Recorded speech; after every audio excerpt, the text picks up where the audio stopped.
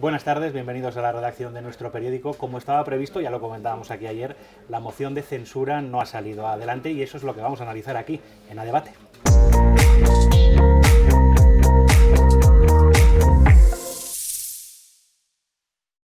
Y lo hacemos charlando con las dos periodistas del debate que han sobrevivido a esa moción. Ana Martín, corresponsal política, ¿qué tal? Buenas tardes. ¿Qué hay? Buenas tardes, Diego. Buenas tardes, Natalia Cristóbal, periodista de la sección de España. ¿Qué tal, Diego? Bueno, ¿cómo habéis visto esa moción? ¿Qué sensaciones nos deja? Pues yo lo primero que diría, Diego, es que se precipitaron quienes hablaron preventivamente como una bufonada. A mí me ha parecido que el hecho de que una persona ajena al Congreso, y además un veterano, un exmilitante del Partido Comunista, un profesor con la trayectoria del profesor Tamames, vaya al Congreso y haga que al menos durante 2 días la política nacional deje de mirarse al ombligo y deje de estar ensimismada, es positivo. Yo creo que Vox arriesgaba bastante en esta moción. Es verdad que podía salir mal por el perfil del candidato, una persona absolutamente imprevisible, lo habíamos visto en las entrevistas previas, pero que la dirección está razonablemente satisfecha. Ahora bien, también lo están en el Partido Socialista y en el Gobierno porque consideran que este ha sido un escaparate perfecto para vender la gestión, y vive Dios que lo ha hecho Pedro Sánchez durante las largas horas que nos ha tenido entretenidos con sus intervenciones.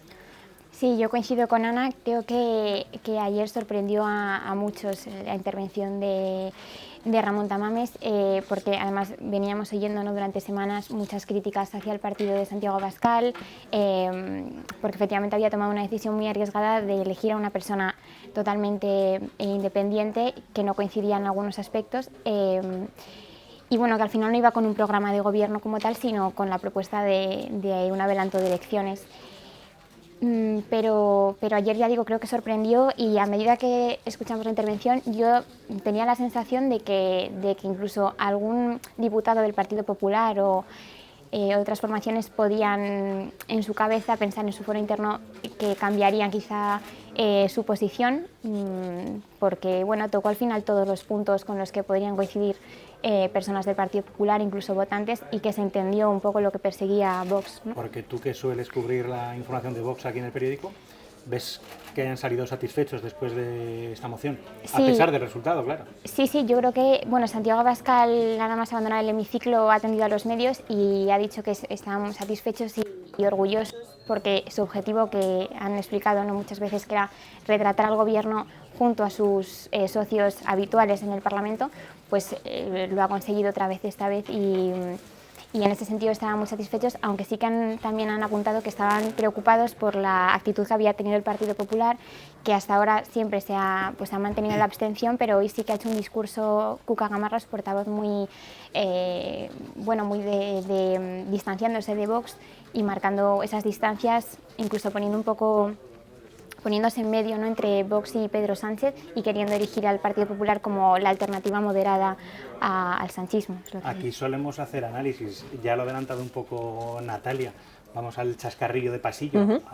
Hay diputados del PP, diputados de los partidos, que se han sentido un poco identificados con Tamames. No han cambiado su voto porque hay disciplina de voto, sí, pero no ha disgustado. Ya nos lo había adelantado en una entrevista que Natalia y yo le hicimos al candidato que publicó el domingo el debate, que si él tenía la sensación de que si esta votación, en vez de por llamamiento en el escaño, fuera secreta, pues tal vez habría recibido algún voto más. Y yo creo que es que el señor Tamames ha dicho algunas cosas muy coherentes. Él ha hablado de los consensos que son recuperables, aunque es verdad que ya yo diría que últimamente en la política no es que sean una especie en peligro de extinción, sino que están directamente extinguidos. Pero ha hablado de la ocupación de las instituciones, ha hablado de la crisis judicial, ha hablado para quien ha querido escucharle, porque no todos le han escuchado, todos le han oído, pero no todos le han escuchado, y yo creo que merecía la pena, porque hablaba desde la sensatez y además con la perspectiva de alguien que, como decimos, no está en ese micromundo, en ese ecosistema que es la política nacional, que se reduce a los que hemos visto estos 2 días en el Congreso y pocos más. ¿Qué más has respirado en el Congreso? ¿Alguna cosa así fuera de foco?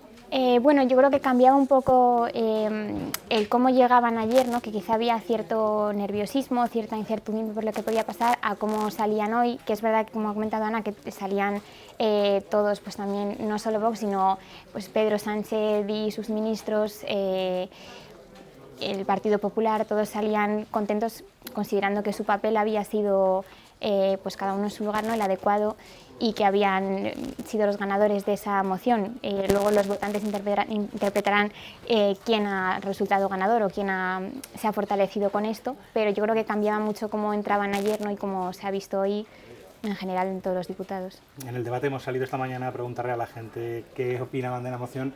No se ha seguido demasiado en la ciudadanía. Es verdad que los que leen periódicos, informan en la radio y tal, sí que mostraban sus preferencias de siempre, tampoco ha cambiado nada nuevo, pero no se ha seguido demasiado. Hombre, Diego, es que esta moción también llega en un contexto de, primero, de desafección del ciudadano normal hacia la política. Es inevitable y lo es por deméritos propios de esta clase política que tenemos.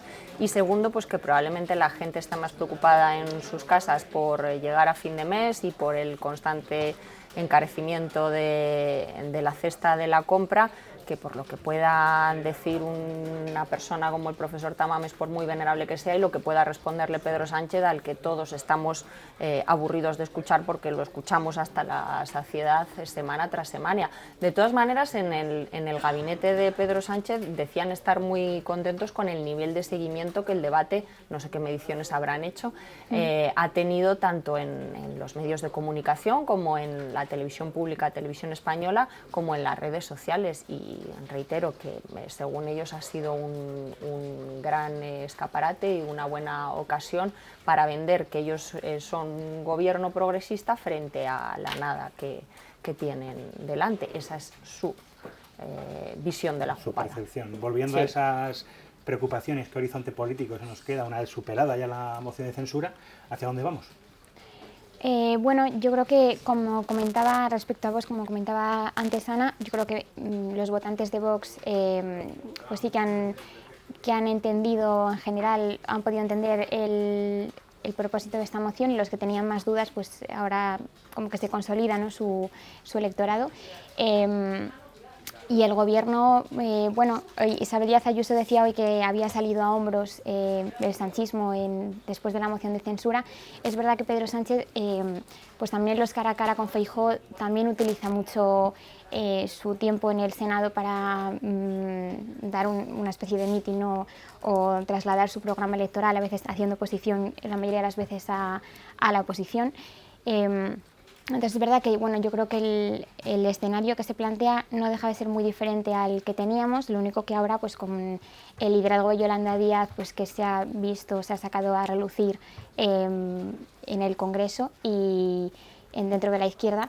Y luego, bueno, pues quizá eso, que se ponía mucho en cuestión cómo iba a afectar a Vox esta decisión, y yo creo que en ese sentido pues sale reforzado respecto a cómo está. Sí, no creo, yo coincido con Natalia, no creo que cambie sustancialmente nada. Bien es cierto que lo que ha habido es una escenificación de un, llámalo bloque, llámalo tándem, como lo es el formado por Pedro Sánchez y Yolanda Díaz, que no ha dudado en retratarse juntos, al revés, han presumido de ello.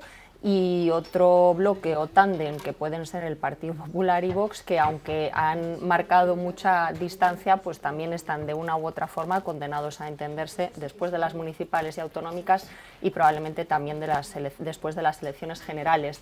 Y orbitando en este universo que tenemos, pues Podemos y la rabieta, enfado que tiene con el bloque formado por Sánchez y Yolanda Díaz, que es el que sale de esto más cohesionado. Vamos al momento que estaba esperando Natalia, el titular del día. El titular, que a mí me resulta muy difícil ser concisa, pero bueno.